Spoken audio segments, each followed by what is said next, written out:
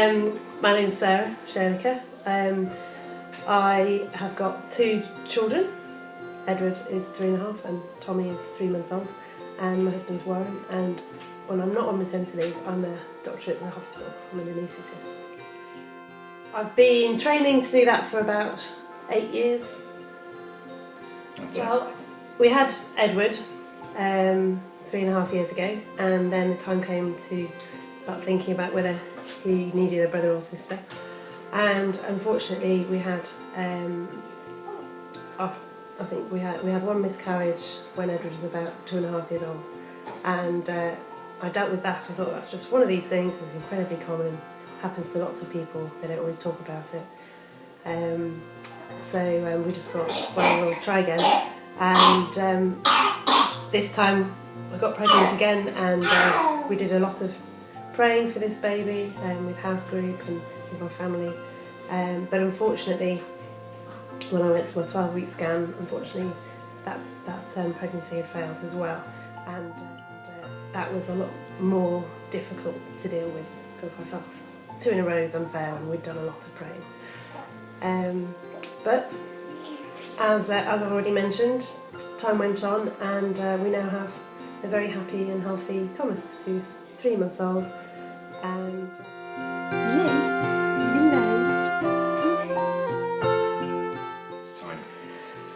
well, especially after the second miscarriage, I started wondering whether this was happening because I'd been making the wrong decisions in life, whether I was working full time so that I could get my training done in order to get a better work-life balance as a qualified anaesthetist, which I've just achieved. So I was working too hard, I was quite stressed, and obviously Edward is in a lot of childcare, and I was just wondering whether I'd made all the wrong decisions, and in part whether all these things that had happened were as a result of decisions that I'd made, and it just made me question slightly, almost as if whether I was being punished. But the bad things that had happened weren't punishment, they were just sad, awful things, and that when these things happen to us, it's not God punishing us, it's just something that happens, and that He's crying alongside us and feels for us, and He's there to help us through these times. And so you just have to carry on trusting in God and praying for help through those bad times, and you just know that He's looking after you, and that there will be good times ahead.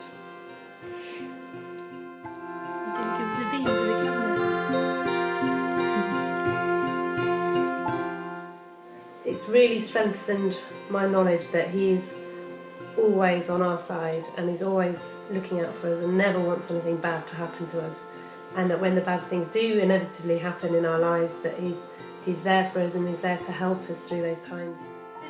Well, I did start to question at that time, never having really questioned my faith before, as to why these things were happening to me, and it could have very easily made me move further away from God, but it hasn't at all, and I now feel much closer, and I'm now my eyes are much more open to all the other small good things that He does for us in our lives. So it's actually very much the opposite effect to what it might have done. Yeah. Praying individually for yourself is important, but the thing that really helped get me through was talking about it with friends who prayed with me, and just chatting things over can open your eyes to aspects that you haven't noticed before, and you start to see more positive outcomes of a bad situation than you wouldn't have seen before.